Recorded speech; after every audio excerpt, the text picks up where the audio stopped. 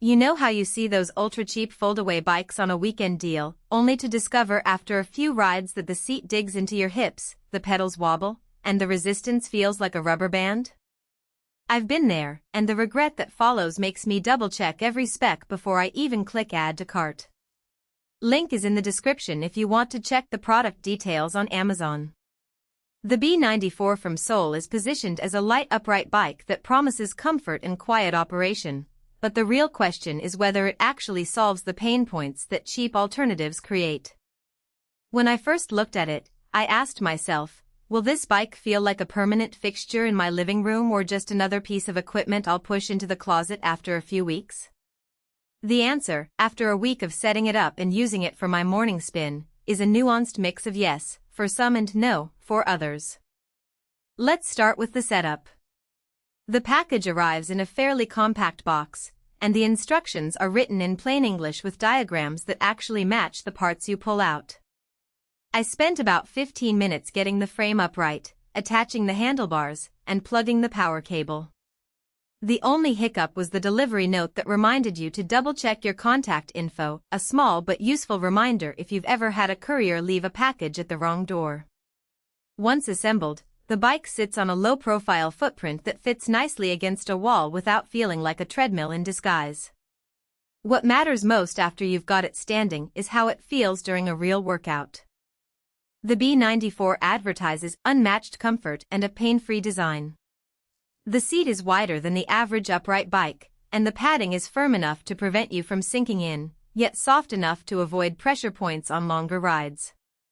On a 45-minute cardio session, I didn't notice any numbness in my sit bones, which is a common complaint with cheaper models that have thin, hard seats.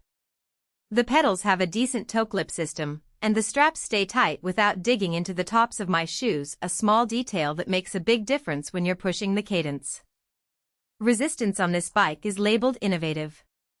It uses a magnetic flywheel that adjusts smoothly when you turn the knob, which feels more like a professional studio bike than a budget home unit. The transition from a light warm-up to a heavy hill climb is silent and seamless, and there's no metallic grinding you sometimes hear with lower-end models.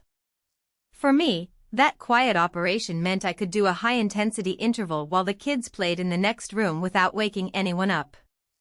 However, the resistance range tops out around a moderate level, so if you're a seasoned cyclist looking for a steep climb that mimics a mountain pass, you'll eventually hit the ceiling.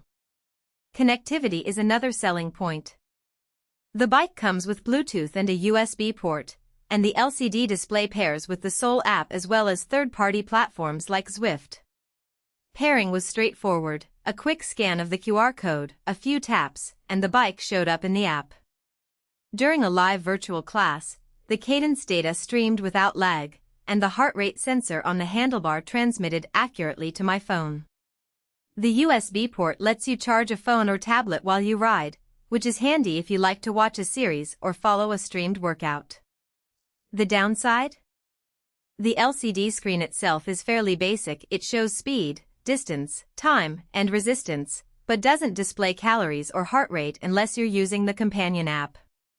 If you prefer a more feature-rich console built into the bike, you'll find this one a bit minimal. Now, who should actually consider buying the B94? If you're a beginner or someone returning to exercise after a hiatus, the comfort-first approach and smooth resistance make it a solid entry point. It's also a good fit for apartment dwellers who need a bike that's quiet, occupies a modest footprint, and won't shake the floor when you crank up the pace. People who enjoy the flexibility of mixing in app-based rides and want a simple way to charge a device while they sweat will appreciate the Bluetooth and USB options. On the flip side, this isn't the bike for a hardcore cyclist who wants a commercial-grade flywheel, a massive resistance range, or a console that displays every metric on its own. If you're looking for a machine that can double as a heavy-duty trainer for interval spikes at 200 watts, you'll likely outgrow the B94 faster than you'd like. Likewise, if you're hoping for an all-in-one package where the bike's built-in screen handles all your data without needing a phone, you might feel constrained. The price point sits in a middle ground between the bargain bin and the premium studio models. That positioning is where the value judgment becomes critical.